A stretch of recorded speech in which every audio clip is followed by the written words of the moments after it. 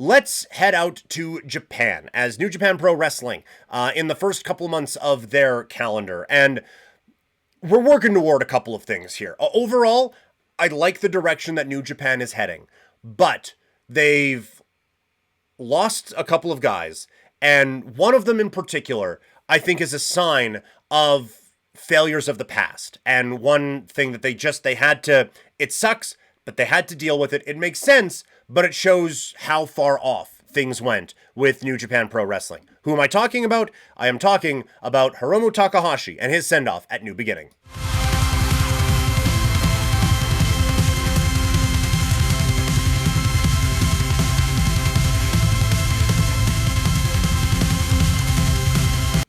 So, Hiromu Takahashi is no longer a member of the New Japan Pro Wrestling roster, as they did a big send-off for him. I thought the send-off was really well done at New Beginning. The video, everything with it, top-notch. All the stuff around the send-off, I thought they did a very good job of it.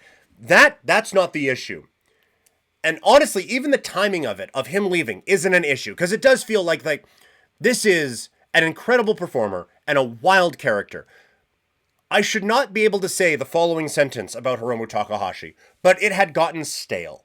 And this is the least stale character in the history of wrestling, with just how out there he can be as a human being. And then you go the real life stuff and the injuries that he has been able to come back from and everything like that. Like that, there's a lot there that you can really latch onto. And so, to me, yes, it was time for Hiromu to go, but this is one of the sins of the past that I think NJPW, New Japan Pro Wrestling, is paying for right now.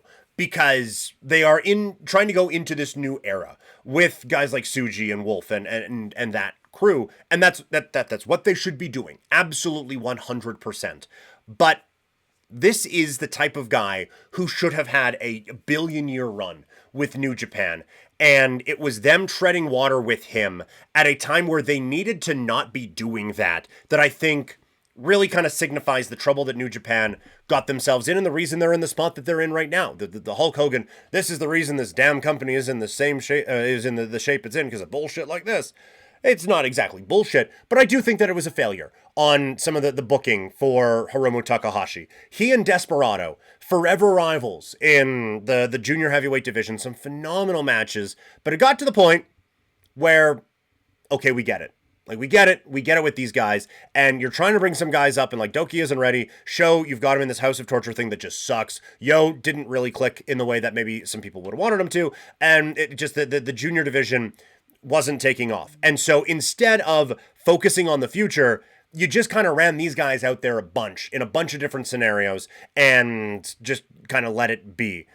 All the while, the main event picture, the heavyweight division, was losing Ospreay, was losing Okada, and you're trying to find new stars.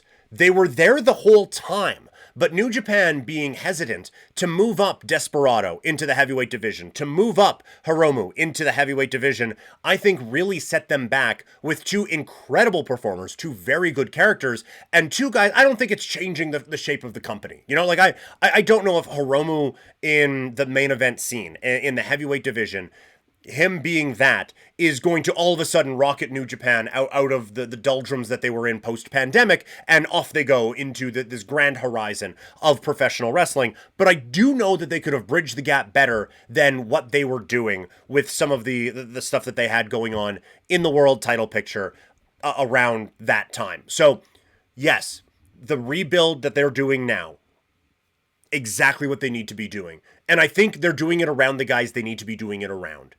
And yes, it is time for Hiromu to leave. But both of those, I think, could be avoided in a very positive way if they could have just moved one of the best performers in the world up to the heavyweight division, but they kept him in the junior heavyweight area, and it just made this dude feel like such an afterthought and just so passed over, and eventually you just lose interest because you're pulling for him. You want him to make his way into the title picture. You want him to progress, but eventually you put that effort into it and it's not happening. It's not even being hinted at happening. And so you just kind of lose interest. Like, oh, okay, we're another him with Ishimori. Dope. Awesome. Great. And then you move him up with a match against Naito and he loses. And then Naito's gone anyway. So I again, what they're doing now is good. And him going in a different direction, I think makes sense for him. But all of it could have been avoided. And it's really unfortunate when you see stuff like that. Am I completely out to lunch? Like, am I overrating Hiromu? Am I underrating where New Japan could be at this particular time, even if they hadn't gone that way? Let me know in the comments, and we can keep this wrestling conversation going. And I want you to keep it going with a number of your wrestling watching friends. Hit that share button, and we can keep the wrestling chat rolling on, whether you're watching on YouTube or if you're listening in podcast form. Share the episode, and we can have some more conversations with some more people as we try to grow things here at Couch Potato Diary and on the wrestling side, Living Room Lariat.